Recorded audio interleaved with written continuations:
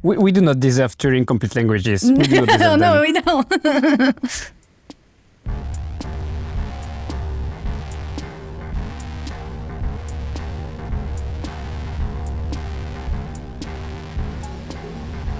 Hello.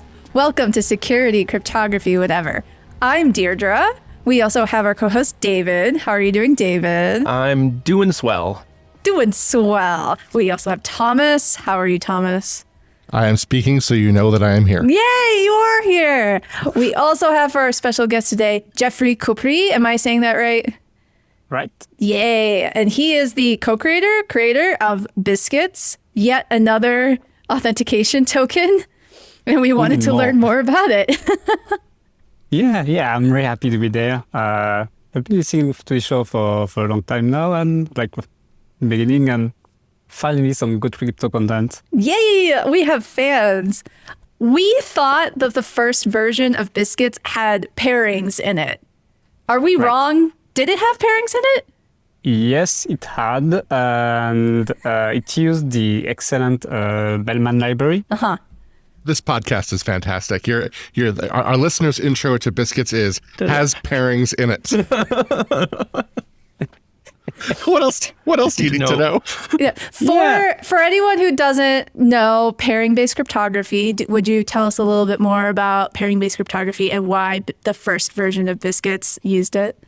Or maybe even what biscuits are before we get into True, that too. Yeah, maybe whether or not they use pairings, in case you're not a listener of the back catalog.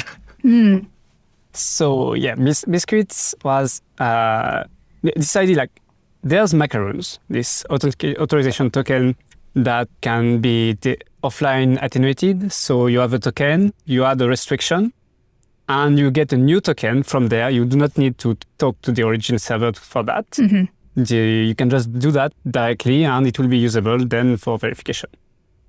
Biscuit needs a secret. It uses a series of hashmark. It's very elegant, but you need the secret to create the origin token. You also need the secret to verify. Mm-hmm.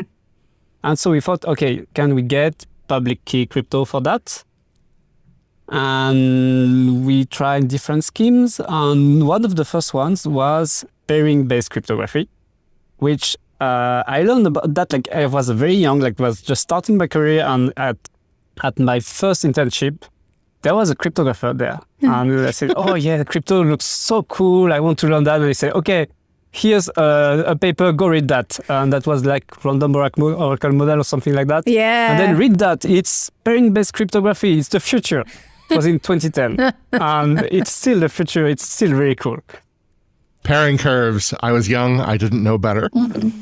So the motivation for Biscuits, as you're putting it, is just with other fancy tokens, the parties that can verify the tokens can effectively mint the tokens too, because it's a single root shared circuit, secret, right? So that's the primary thing that you're trying to solve there. It's just here's a cryptographic token where you can verify it, but being able to verify it doesn't give you any other ability.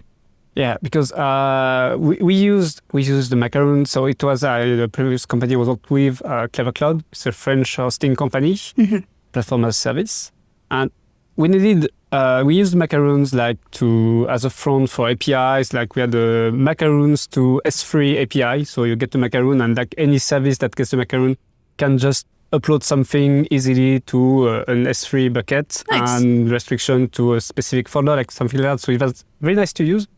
But yeah, if you want to use the Macaroon somewhere and verify somewhere else when you have microservices, it gets unwieldy. And so yeah, could we get that with public key crypto, please, please, please?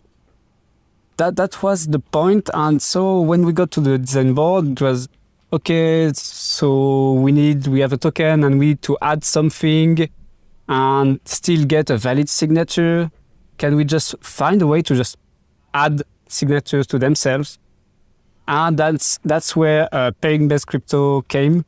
Well, I'm not sure I could get an explanation right there, but basically you have a target group and you can add some things in the target group, and that corresponds to the same operation in the origin scalars. Yes, the multilinear map. Yes, I'm remembering it now. Cool. Yeah, and the idea was like, okay, you can sign something. You have your private key that's in the origin Scala group, and you sign something and you get a point in the target group. And for each signature, you get one of these points, and you can all add them. And when you verify the signatures, you can verify from the what's been combined. So it was very elegant. Problem is, pairing-based crypto was still a bit slow for tokens. How slow is too slow? I can look up how much we had. Yeah. But it was not usable for a public API. So Okay. I would assume part of the concern with pairing curves would just be that everyone using them would be scared shitless of them. At least that's my basic attitude about pairing curves is run away, like drop and run, like the plutonium canister. Do you Deirdre and Geoffrey? Are you generally comfortable with pairing curves? Deirdre, you could probably explain to people what pairing curves are and why the ill-informed, such as myself, might be scared of them. So pairing curves are not the same curves that you would use for your out-of-the-box elliptic curve Diffie-Hellman or a really simple digital signature like ECDSA or a DSA or whatever. They have different properties, including different underlying group structure that allows you to do the multilinear map that Geoffrey was just describing, so that you can basically add things that are defined over these other two groups, and it results as like a transform of a point in a resulting group, and vice versa. Those curves are nice for that specific purpose, but they are not really secure for doing regular, quote unquote, regular elliptic curve cryptography with them. So, for example, in Dcash, what I work on, where we use pairing friendly curves for stuff inside these EK proofs and circuits, but then we use different curves for stuff outside of the circuit that's compatible with the pairing based curves, because we don't want to do signatures, like regular elliptic curve signatures and stuff like that, and Diffie-Hellman stuff with the pairing-based curves. They let you do specific stuff, but you don't want to use them for other stuff. And it's kind of similar to how I've talked about isogeny-based cryptography. Use specific curves for the isogeny-based cryptography that you wouldn't use for the other two either as well, because they have very particular purposes for them. Does that help? Okay, so you do the operations in like normal elliptic curves, but then for the specific operation that can only be done in pairing, you do that there and then you transform back? Yeah. That's cool. Yeah, kind of, yeah. There's curves that are defined over the scalar field of the other one and vice versa, so that they kind of translate nicely. And for those that want to look it up, it's like the Jub curve and BLS 12, 351. They work together nicely with this for Zcash sampling. Yeah, but they're tricky, and yes, the pairing operations can be more expensive. Right. Yeah, I have the data there, and at best, I could get verification in 1 or 2 milliseconds, and then you get the overhead of the rest of Biscuits, which is not enormous, but like you already pay a huge cost at the signature and verification. 1 to 2 milliseconds doesn't sound too bad. And I'm looking at the like latest up to date.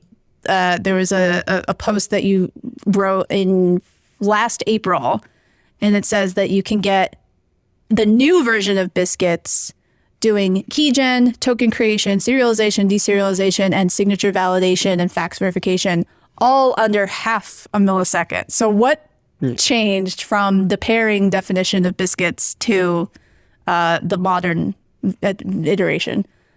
Yeah. So the 1 or 2 millisecond was using the MCL library, which is a specific, I think, C++ library for pairing, while I was using, it was not Bellman, it was the pairing crate. That was, I think, the previous one. And yeah, at the time it was like, a token with 3 blocks was 30 milliseconds for verification, so it was too much. Yeah. Way too much. Yeah. And we went through different designs.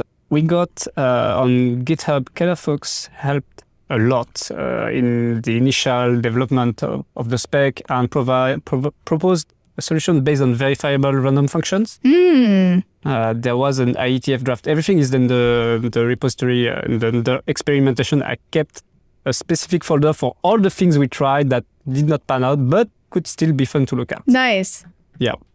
And that was cool. And we tried that for a while. And I found a big vulnerability in there that, like, when you could just get a token and get back anything you want and sign everything you want. So I could not find a way to make it work properly. So I went to the next one. And that's when we get into blockchain territory. So this was proposed by Tony Arcieri. Yeah. He helped a lot in this initial design and pointed me to a lot of interesting paper. So yeah, he proposed gamma signatures. It's a scheme that was designed to reduce the size of Bitcoin blocks. The idea was you take the signatures and you can aggregate them, and it takes less space. And I looked at the properties and it looked like, okay, so once you assemble the signatures, you cannot get them back. So if you take signatures of all the blocks, you assemble them, you cannot just remove a block and get a valid signature. So the properties should hold, and you can get an aggregated signature and add another one, and it should also work fine. And the only thing I needed there was a proper prime order group. Yeah. And that's where we use Ristretto. Nice. Which is like so nice to use. A fast, correctly encoded prime order group. It's nice. Right. yeah, because I'm not like a cryptographer per se. I am like crypto software engineer, I guess. And I need some good basic tools. And when it says you need a prime order group, I say, okay, yeah, you need to define the hash to curve thing. And I'm just, no, I do not want to do that. And like everything comes in Ristretto. It's so cool. Yeah. I feel like we extol the virtues of Ristretto like on almost every podcast. Like we could just be a Ristretto fan podcast. It's a good group, David. It's a good, they're all good tweets, Bront. I have some things on my site, such as double-odd curves that got introduced about a year ago by Thomas Pornin, but until they kind of gained traction, a nice prime order group defined over a very popular curve, very fast popular curve, which is curve to 5519. That's a nice way to go for stuff like this. And the implementations in the curve to 5519 Datalog library are very nice. Yeah, it's such a nice library. Like it's so obvious to see how the things work, and like all the types are well done. Like it was very, very nice to use. Yeah. So the current version of Biscuits is this aggregated gamma signatures defined over the Ristretto group. Is that? No, it's not. Okay. All right. Yeah. So this was for Biscuit, one of the for the first version that we released, I think 8 months ago. The feedback on that was that, okay, you want to do an implementation of this, you need Ristretto. You don't have Ristretto everywhere. You get a good Ristretto implementation in libsodium. So I had an example. So, okay, if you want to do an implementation of Biscuit, you take all of those libsodium calls and you do them in order, and it should work fine. The feedback on that was like, okay, it's still too complicated. Can we find another way? And it was still not that fast. Like that's when we did the blog post, and everything was like under half a millisecond, so it was fine. But we thought, okay, it should get faster and easier to understand. And so the current scheme, which I hope will be the last one, maybe, making no promises there, it's just a series of signatures with ED 25159. The idea is like the last signature, the last block comes with the next private key. So the previous block signs the public key of the private key you get. It's an ephemeral key that was just generated. And if you want to add a block, you sign the block with this key and create the new ephemeral key. And you send that to someone. Like you're the one that had the block, the superior block. So having access to that private key, you don't care about it because you already have a better token. And you just derive and give the right to the next one to just derive the next block. And this is actually extremely simple and understandable by a lot of implementers. So we've been very, very happy with that. You already have a better token because you're doing an attenuated token scheme like Macaroons. So like you have the a verifiable token that lets you read anything, and we're talking about the operation that would go from that token that lets you read anything to a token that lets you read cats.jpg and nothing else.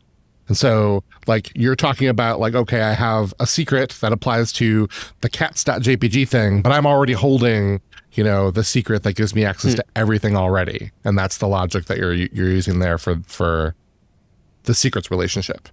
Right. This is the way like the one that creates the token can be a different one than the one that verifies the token. So you do not need to trust everybody with your shared secret.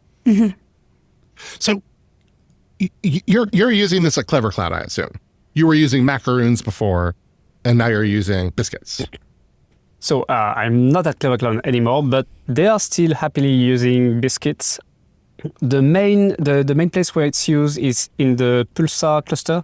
Oh yeah. So Pulsar is a queue topic system, a bit like Kafka, but with a different approach to scalability. And we needed to make a big cluster that was used by a lot of the customers and make it multi-tenant, and the authorizations in there were not good enough.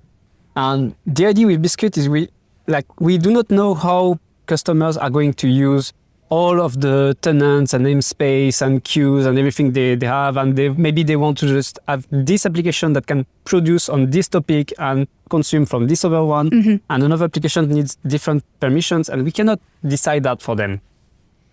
And so we just give them a token that say, okay, this is your namespace.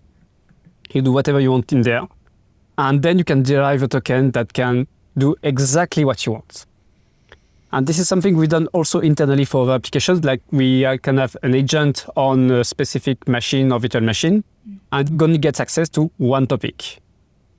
And you get everything like that with Biscuit. And on the server side, we have rules saying, okay, you get a token that has this authorization for this namespace. And then we check the authorization that are in the token that say, okay, but this is only this topic and this operation. So this is pretty powerful. And the way you're doing this is you're encoding these constraints with Datalog, right? Yeah.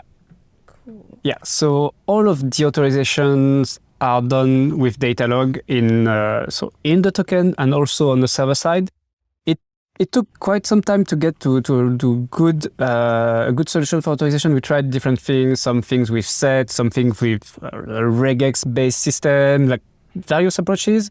And at some point we got on the paper that the Datalog with constraints. It was a very, very cool one about, okay, you get authorization rules and you can have them apply also on other data that comes, I don't know, it's the time, it's an IP address, something like that.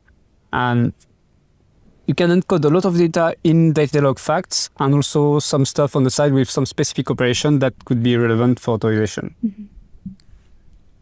And Datalog is old, like 70s old. So it's a well-known technology. So I think we can rely on it, but it's been not that well-known, a bit forgotten about for a long time. But it's reappearing. There's been like databases, Datomic and stuff like that.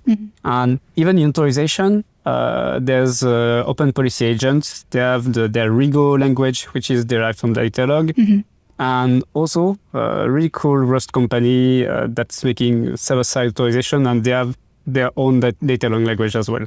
So the logic languages are a very great fit for authorization. So like biscuits are inspired by macaroons, right? And like macaroons kind of famously simple, and like that attenuation logic we were just talking about, like going from read star to read cats.jpg or whatever, macaroons expresses that as just like a list of booleans, right? It's just a list of predicates, and all the predicates have to evaluate true for the token to be authorized, right? So that's considerably simpler than Datalog is. So presumably, like you're trying to solve, like the core problem that you're trying to solve with biscuits is, okay, macaroons are great, but there's no way to have readers and writers of the tokens. Everyone's both a reader and a writer. And so we need public key. And then public key is its own can of worms, right? Because to do that kind of like chain set of predicates or chain set of conditions, you need to have a kind of public key chaining scheme. And that's what we're talking about when we're talking about like gamma signatures over Ristretto or the current scheme that you've got or pairing curves, right? But the other weird thing that you did was you switched from simple list of predicates to Datalog. So I guess two things there, right? So one is I'm curious about the motivation. Like, did you guys run into something where the simple list of predicates wasn't good enough? Were there like specific scenarios that prompted it? And I guess my second thing would be just like, sell me on Datalog. Like, what is Datalog going to let me do that a list of predicates wouldn't let me do? And I'm sure there is something. I'm genuinely asking. Datalog gives you just a list of predicates. It's that. The experience there on Macaroons was that you need to encode your predicates in a way, because if I remember correctly, just Macaroon gives you, okay, this block is this byte array, and that's it, something like that. And you have a way to encode, this is how the predicate looks. And if you use that from one service in, I don't know, Rust and another one in Python, you need to have consistent parsing of your predicates. Right. Yep. So we needed a way, like a well-defined, specified way to encode the policies. And that's where Datalog is. It just matches, okay, I have this data and I have this information. It's a request on this file with this operation. I have this list of roles from my user. I can find a match or not. It's finding a predicate. Biscuit token can have data, the facts, rules that can create new facts from data, but you don't really need them mostly in the tokens. And it has checks. And checks is, I do a query to my list of data and it must match something. If it does not match, if any check in the token or on the very first side do not match, we will fail the authorization. And it's a list of predicates, but encoded in a very, very small, very compact way, and very well specified so that every implementation works the same way. And so, yeah, but it's just a list of predicates. Yeah, you have to make that part simple. Like, it just say yes or no. And then you can have more interesting queries if you want, but the basic approach is says yes or no. And there's no chance that this is Turing complete, right? Yep, it's even so. I don't remember the proof, but it's more or less guaranteed to finish. Okay. We do not deserve Turing complete languages. We do not deserve No, them. we don't. So I'm looking at biscuitsec.org, right, which is the website for this protocol. Everyone should look at biscuits. Biscuits are neat. I'm looking at like the Datalog example at the bottom of the page there. What's the wire encoding for this stuff in a token? Like it's obviously not this. Yeah, it's in protobuf. So every part of the code has specific types. It's in the spec, in the specification, the repository. There's a protobuf file, and every fact, type, and everything has a binary representation. So it's pretty compact. Strings. There's a string interning system. So if you have a string database in some place and reuse it somewhere, it will only pay the cost once of setting in the token. So there's lots of cool tricks like that to make it like a bit smaller.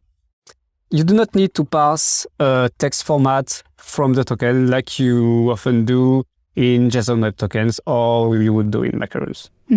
And even that is part, so the specification comes with samples so that everybody is on the same page or I've passed that token, I put these policies, I should get this result and nothing more. And this has helped a lot for implementation, but also when I try some things and I mess the code, I can see with the samples every time if something failed.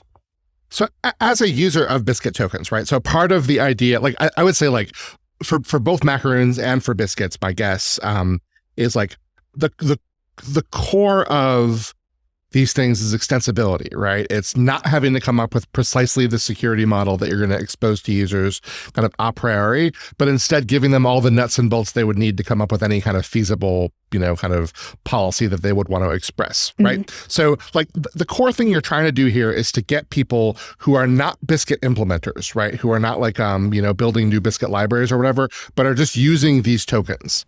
Like mentally in my head, I'm mapping this to our service, like I'm what our users do, deploying a new application or whatever, right? So I guess the next question I have is just looking at this, like the operation of taking an already sealed token and then concatenating new conditions on it.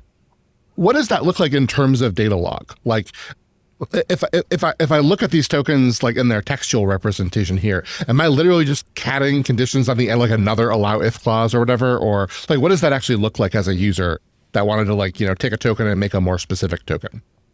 Yeah. So the idea is like a Biscuit token is a chain of blocks secured by crypto. And it's like a not quite ratcheted, but it's literally like I hand you the secret key for the next thing when you verify the previous thing with N25519. And when you get the token and you want to verify that, so the first block is always like the one created by the origin, the one that we trust the most. And that can contain like the basic rights. I don't know, it's a user ID or it's saying you have access to this folder and it's in the first block. And so this is where most of the policies are executed from the authorizer side, and everything there is verified. And then the other blocks, we look at their condition, the checks they put on the data, and they can see all the facts that have been generated before. So they cannot create data that can affect the authorizer or affect the first block. Okay. But they can see what data has been created before and apply condition on that. So, and they can also see the data that was created by the authorizer, and the authorizer knows, I don't know, this is a request to file1.txt, or this is a request from this IP, and can put the data in there, and further checks can see the data and put checks on it. And so every block is pretty well isolated and should not affect the previous ones. Yeah, I'm sold on the security part of it, right? Like I get how the crypto design here and how the blockchaining and the semantics of that how that adds up to like it's safe to extend a token. I'm more just curious about like the programming model. Like as a user, like what like am I operating at like an API level with like a check object or something like that I'm adding, or am I literally like adding text that gets compiled down to Datalog, or like what does that look like? Yeah. So right now, I see Biscuit as like a basic layer tool that's under stuff that people build upon. So like I do not see users that they get the token and suddenly they're fiddling with Datalog and everything. So on the microservices side, if you want, that it's one of the use cases. So if you have a token, you get a request and you go to one service, and then the service calls another one but wants to reduce the rights for that. And then the next one reduces and sends to the next one. And this programmatically is you get a token, you deserialize, and you can call a method that says add this check. That say, okay, now you can only do this operation. Before you could do all of the operation. Now you can do only a read on that. And this is an add and then a serialize, and then you pass to the next one. And programmatically, it's relatively easy to do. The APIs in the various libraries are nice to use now. On the API side, on the API client side, it depends because since it relies on your API and what you provide, you still need to provide some tooling for the user side to say, okay, I do not want to write Datalog, even if I'm a technical user of a hosting company. Maybe I do not want to just fiddle with that right away. So maybe you want a good web interface that say, okay, yeah, I have my token and I want to derive in that way so that I can access this part. Yep. And that's why we provide WebAssembly tools that can be used from Node.js or front-end with ECMAScript modules. But yeah, the usability part, like it's in most systems you would hide the biscuit. And if people really want to the power to modify exactly the way they want, like they get the token, they see that they can, everything is available and they can just extract it. There's a CLI, they can attenuate in the CLI the way they want and just put the token back where they want. Yeah, I can see like a test on the biscuitsec.org page, like a sample test authorization policies in Datalog. And it's like, here is an ID, here is a file name, here is like a URL and like different kinds of rights you can have. That's not baked into Biscuits or Datalog at all. You have to have some other way to go look up whether that is a right that anyone can have, that is an ID that is real, that is a resource that exists, or you're trying to create it and you're like that you're not going to collide with something. You have to integrate it with those other systems. Like the Biscuit part is just allowing you to like present a contract, but you still have to do these other, to say whether you were allowed to do the thing, but you have to go do other work. And so like you kind of said, you would have like a UI, a web app that's like, here are the possible resources you can add to this Biscuit, behind the scenes Biscuit, or your user ID, I'm going to just inject that for you. All that sort of stuff would have to be part of your application. It's not just handled for you in the Biscuit or Datalog. I was just gonna say though, like specifically, like I use the Go version of Biscuits for stuff at work, and really like the actual objects you're dealing with look like a builder and a verifier object, both of which can take rules, predicates, or caveats or facts as input to constrain or provide information about the environment. And that just looks like, I don't know, any builder API that has to build a predicate, right? You've got like, at some point you end up with a literal, and at some point you end up with like a comparison thing.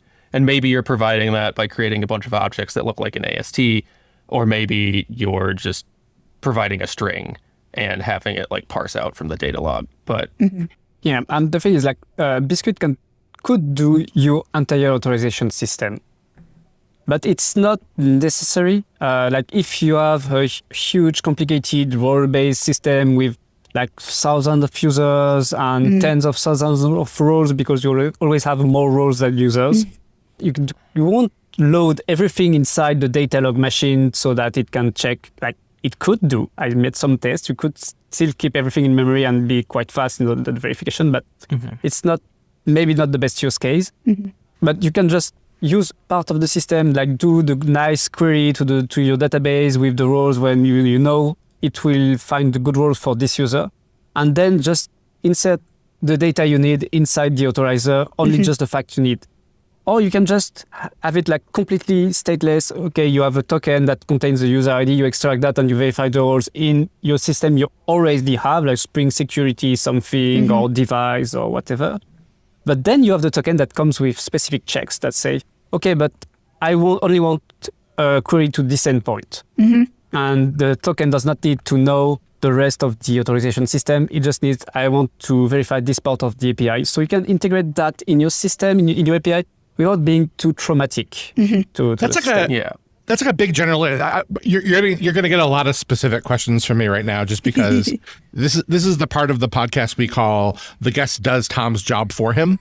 But this is essentially what I'm working on right now, right? So, like one of my like semantic issues with with the fancy tokens are like I have like you have the permissions, the thing that the token lets you do, encoded in the token, but you also have ambient permissions, right? So like a request comes in to, deploy an app in our system, right? Well, the token can say whatever the token wants to say, but beyond the token, there's also a system of ownership of like, you're a member of this organization which owns these apps. And no matter what the token says, there's still an ambient authority check for like, are you allowed to do something with this app? And like, you get to questions like, okay, so I'm trying to evaluate a token here. Do I first need to make the database query to get the list of all possible apps that this thing could be looking at, like the ambient authority for the token? Because if so, that's painful, right? Like having to do that on every single token validation is yucky, right? Or is it simple to like, as you're evaluating the token, pull in additional facts as needed? Like, can you load them lazily? Like, needs access to this application, to this particular application in our schema, right? Like, is that an easy thing to do, or do I have to have like all the list of facts that I could possibly need before I can do the evaluation? So loading lazily is something I really want to try. So you point to exactly a specific problem of those authorization systems. Like OPA has, I think, 3 or 4 different ways to load data from the outside. Like one of them is like you preload everything. Another one is a part of the query can map directly to an HTTP call somewhere. Also takes a specific Datalog query and converts that to SQL that can call to the ORM you have in your system, and they made a lot of work to plug into the ORM into various languages. It's amazing work, really amazing to see. It's a bit complex, but really cool. Thomas, that's not as like I heard you screaming, but like it's not as bad as like you're making it out to be. Because what this ends up looking like, at least how we implemented it, is like you have the facts that we have are the host, the user, the method, whether it's a get or a post, and the path, because we wanted to be able to issue tokens for administrators, i.e. employees of the company, to be able to do a subset of routes as if they were a customer, so that we didn't in the admin panel. And so that's how you guys do impersonation. Exactly. Yeah. And so we provide authority facts in the token that say this is for user with ID X, and this is for the host with URL blah, and this is for path blah and method, get. And then the verifier like is just it runs as part of middleware on our HTTP server. So it just immediately says, oh, I know what route I am. I'm providing, this is my route. I'm going to provide that as an ambient fact. This is my method. I'm going to provide that as an ambient fact. This is my host name. I'm going to provide that as an ambient fact. Then it feeds it into the verifier, and the check is simply like, is the ambient host and the ambient path and the ambient method the same as what the authority put in? And then that check is actually encoded, that those are the variables you're looking at is put in by the authority. But like, yeah, it's reliant upon the service to correctly say, like, this is the resource that is attempted to being asked or attempted to being accessed.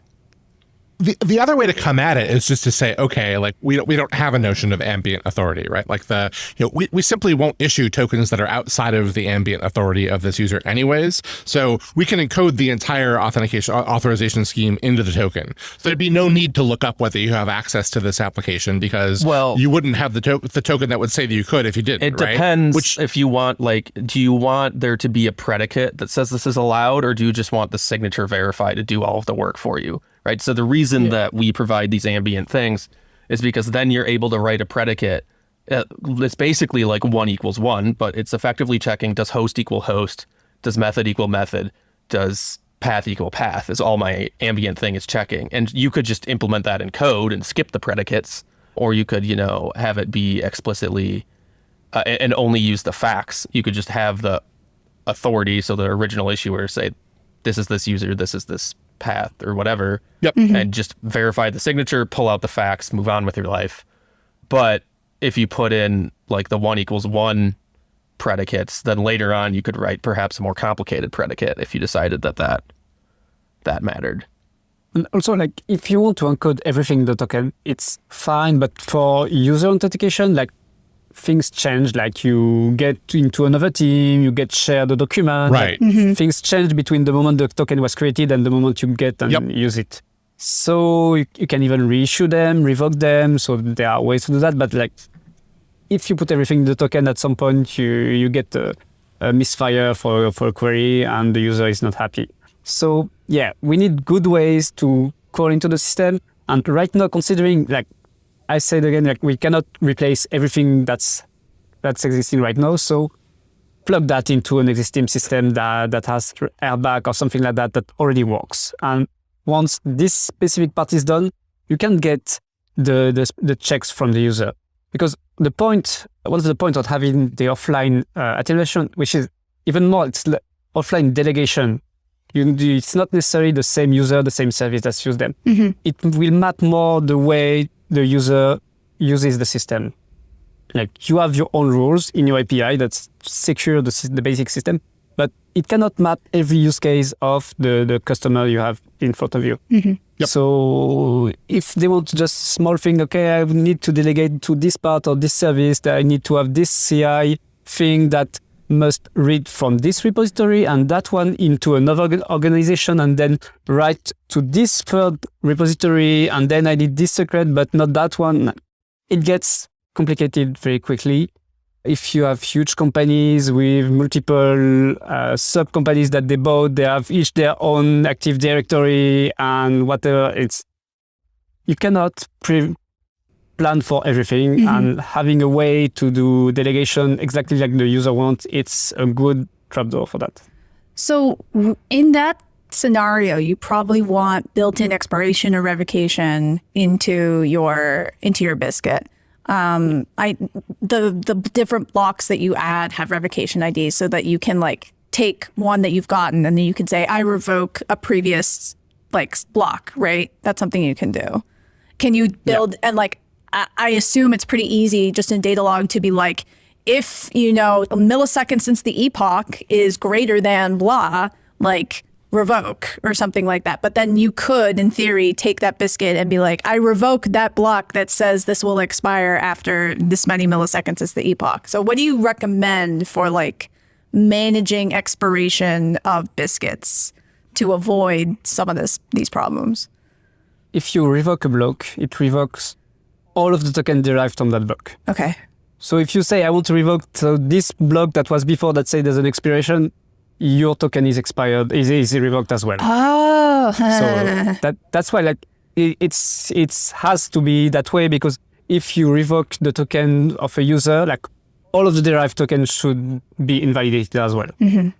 Okay, I have another Geoffrey does my job for me question, which is, how do you think about size for these things? How do you think about like encoding efficiency? What do you think is like imagine we're doing this for services that have lots and lots of requests, right? Like you're talking about like timing to the, sub-millisecond timing for validation because you have high traffic APIs, right? So what do you, am I nuts to think that like at some point I do care about how big these things are, if only because they're going to fit somehow into an HTTP header or something? Or like how much do you, when you think about this, how much do you think about like how big these things can get? A lot. It was like one of the huge topics in the design of the token, and I tried various different formats from, I don't know, CBOR, protobufs, Captain Proto. Yeah, I tried various things, and in the end, protobuf was a good trade-off because it was small enough and used enough in various languages so that I knew that the implementation should be okay. The large part of making the token smaller was about the data log and encoding. So if I used like textual representation, it would be huge. With the way the binary representation is done, it's okay. Yeah. It's really, really fast, really, really fine to see. And I try to keep the tokens like under 1 kilobyte. The part that annoys me the most is that the signatures and the public keys, it's 32 bytes every time. Yeah. This is the problem I run into with Macaroons as we're building this out, is like, no matter how tight you encode the predicates, and like I'm down to like predicates that are like, I'm using message pack, and I have like a lot of really common operations, just integer comparisons. So they're tiny predicates, but the token is huge because you have all these repeated blocks of, in my case, just, truncated, HMAC SHA hashes or whatever. But still, like it just adds up really quickly. Yeah. But your general take is anything under 1K and you just don't have to care. Oh, I'd say for cookies or even HTTP header, I think the limit is like 8K. But I would not recommend that ever. It's a lot. 1K is fine. At this point, you could have like a part in your API where you say, okay, I have this attenuated token. I send it to you and send me back a token where you have everything in one block or everything is done correctly that way. And I think people have done that, like this reissue token thing, when you get like one block and one signatures and the smallest thing possible. How do you see Biscuits interacting in a typical application? How do you see a Biscuit interacting with, let's call them an authentication token, right? Like the thing that attests that you're validly logged into the site. If you were doing a greenfield design, if you were doing something from scratch, would you do the entire thing in Biscuits, or would you have, an opaque session token that is part of like the ambient facts that you evaluate for the token, or how do you see that working? I'd use the Biscuit like as cookie or something containing the session ID, and I'd have like that was what we were talking before, like good way to load data from the system. That would be like the largest part of how do I design my roles? How do I want to do attribute-based something or role-based or hierarchical? This is the big part will be in the data model, not in the front, getting the token back and deserializing, verifying the key. There are specific points that need attention. So there's a revocation because the revocation IDs are native in the token. So that was one of the big points that came. A colleague of mine, Clément Delafargue, who was the CTO of Clever Cloud, used Macaroons a lot in his current company.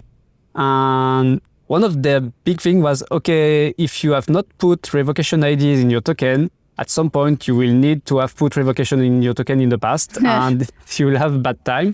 And so Biscuits, they're generated from the format itself and guaranteed to be unique. So that way, if at some point you need to retrofit revocation in your system, you can just use those IDs. But you still need a way to so you can extract them easily from the token, but then how do you verify them? Do you have the revocation list that's pushed to every node, or do you call into a central system? So this is a part that you have to provide, and this is something where we can provide advice, but it depends on the system. With Macaroons, like one of the suggested ways of doing revocation is that you can bind tokens to a third-party revocation checking service, right? Like Macaroons all have a random nonce at their root anyway, so they're all they're not explicitly revocation, but like you have some notion of being able to revoke the root of a bunch of tokens, right? But then like you can have as a predicate on it, it has to be signed off on by the revocation checking service, which means that like when users go to use that token, they first have to submit the token to the revocation checking service, get the signature back, and then present like the collection of tokens. Or you have to have the revocation checking service. The revocation service has to push and keep all the clients that need to check the tokens up to date. And like you might have to have a fallback or something like that. Yeah, I guess I'm generally curious, right? Because this would also be like a natural way to express authentication as well. Is like if you're doing the entire thing with your tokens and you don't have an ambient notion of your who you're logged in as, which makes sense because you're trying to give people tokens to do things, right? So having them log in as well is a little weird. So if you're doing that, like then a natural thing to do is to have an authentication service. The authentication service, binds a claim to your token that says, okay, this satisfies the "are you in this organization" thing because I checked it, and signed off on it. Do you do much with third-party tokens, with tokens linking to other services and stuff? So, not right now. We're currently looking into a good way to provide a feature like the third-party tokens. Honestly, I've not been a fan of third-party caveats and stuff like that in Macaroons because it gets very complex very fast and people tend to abuse them. We need something like that to unback data from another signer or something else, like a use case that was requested by the good people of Flynn, which was a container open source platform as a service company that are very good people that did the Biscuit Go implementation. So they came with that use case of, okay, we need to have a caveat that say, give me this data signed by this key. And this is a very valid use case, and that's a bit like the third-party caveat thing. You need, okay, if you want this token to be valid, you have to provide me this information. And we're currently looking to a good way to provide that, yeah. You said like that third party caveats tend to get abused. I know this is a thing I think I'm supposed to ask Sophia Schmig about it. Somebody about like all of the before I plunge headfirst into the waters of Macaroons, right? But like You said that like your general concern is they tend to get abused. Like, do you have off the top of your head like an idea of or a description of what you're talking about there? Like, you would know better than I would, which is why I'm asking. Like just right now, no. I think there were good examples in the talk by Tess Finason on that. But I do not have like example like right now. I'm sorry. So what's next Yeah. for Biscuits? Like, are you feeling good about where they're at now and that we're at a V2 or V3, whatever version we're at? 2. V2. I think the Go tags don't align or something. Maybe. I don't remember. So is it about language parity now, or feeling good, or is it just evangelism? Like, what's next for Biscuits? So right now there are a few implementations that have not yet come up to the V2. So there's the Go and the Java one. I think the Java one got a very good PR from a friend recently. So it should be good soon. There's a Swift one in the works.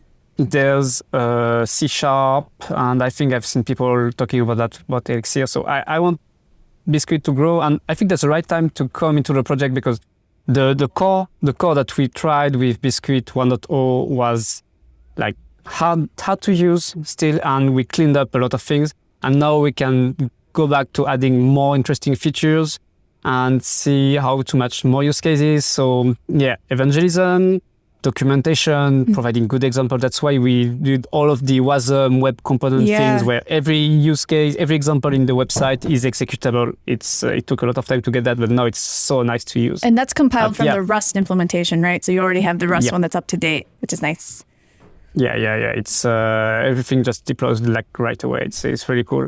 And making sure that it can be used easily, trying to find a way to integrate that in current web frameworks. Right now I need to see good examples, and I am like committed to get people to try it. So there are still lots of things to explore. We have not seen like all of the use cases because there's the authentication thing, but I've seen people try licensing. Ooh. It's still a very general platform. It's stuff that signs things, and there's a language in there that can validate stuff. Would you generally like when you think about people adopting Biscuits, right? Would you generally target people that would otherwise be using JWTs? Like, would you see Biscuits as like a superset of all the applications that you would use, with a typical terrible JWT token? Is there a set of like token applications where you don't think Biscuits are a great fit yet, or? You cannot use Biscuit in OIDC yet because it's not in the spec.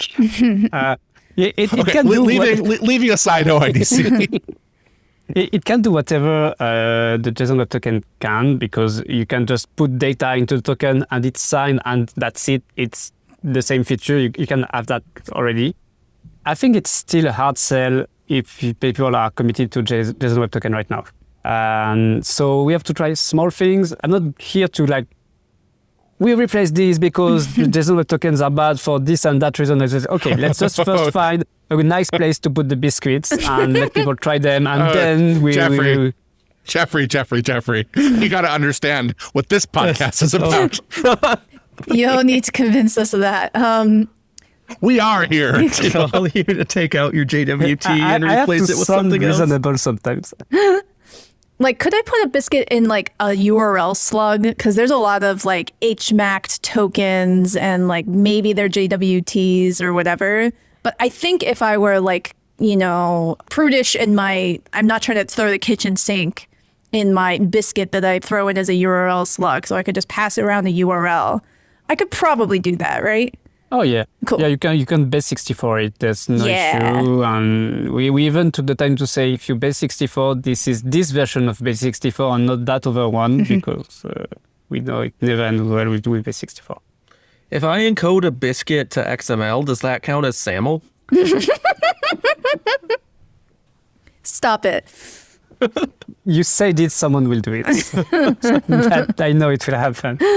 So we did we did a show I don't know how long ago this was, 5 months ago or whatever, but we did a rundown on tokens. And we got through the list of all possible tokens, and I think we got at some point to biscuits, and I had general concerns about complexity, about doing public key with a macaroon construction meant you guys had to use pairing curves or Bitcoin gamma signatures, and then there's the data log in it. And like, I think if you read through this stuff carefully and then actually talk to you about it, none of this stuff is scary per se, right? No, no, V2 is very straightforward. And having the experience now of trying to map a universe of, different API thingies into the really kind of tight-fitting confines of macaroons, like that's actually kind of scary in and of itself, right? There's a lot of complexity. Like if you read the macaroons paper, it's like the whole world crystallizes into this single set of, first principles that you can just operate from. And then in reality, it's nothing like that. It's much, much harder than that, right? So like, I think like the last thing I've ever said about Biscuits was that I found them kind of complex, and I wasn't really sure that the complexity was earned by what it was doing. But at this point, especially I think with the Datalog stuff, which is like I think the immediate ickies that I got from it was, wow, the actual evaluation of the predicates here is much more complicated than just like a list of predicates or whatever. But yeah, I guess at this point, I'd want to say I'm pretty sold on the idea here. Like I like the way that I like how expressive the token language is. It seems pretty intuitive when you look at it. And the cryptography has obviously gotten a lot simpler than when you guys were first kicking around the idea. So it seems like a pretty big accomplishment, right? Like it's taking macaroons and then making them usable with public key signatures. Pretty big win. So great work. I would, if I had a greenfield design where I hadn't already made myself path dependent on macaroons, I'd probably seriously consider using Biscuits. Yeah, great. Yeah, I guess the complexity was a big thing, and that's why we got into V2. But there's also a kind of, it's a nerd catnip. Like there's Datalog and crypto and protobuf and authorization, and like people get into that and say, oh, this is cool, I want to try it because it is complex and fun to learn. It's a very fun project to get into. Are you considering other parameter sets besides at 25519? Just in general? Yep. Yeah, we've explored using ECDSA, and I have a general understanding on how it can be done, and you could even have like a token that's signed by one type of key and the block by another one, and it will work correctly. Yeah. This is for Fipskits? I assume this is for Fipskits. Yeah. Oh yeah, the name is canon now.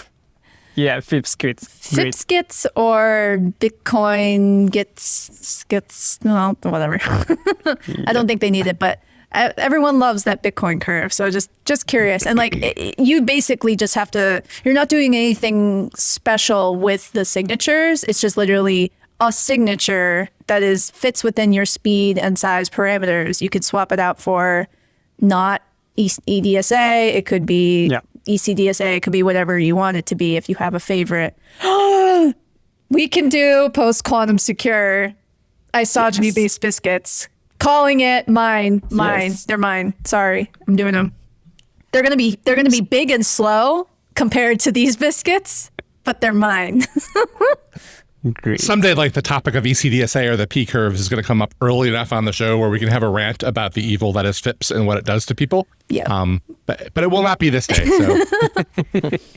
I encourage people to look and think about delegation a bit. Okay. Because this is the side point of Biscuit. Like, how can you take what you had in your API and you have your system and you wait to see authorization, but like you just give back people control on how they use the system, like you're a steward of their data and their usage, and then they decide how they use that, how they delegate. And I want to see cool use cases like that because, this is something I want to provide. Like, when you've seen authorization with system with SAML, OAuth, everything has always been to decentralize the authorization and the usage. And it was just missing something, and I think Biscuit will provide that, but I need to like push people to try it. Right? So I want to see delegation used in a very cool way. Cool.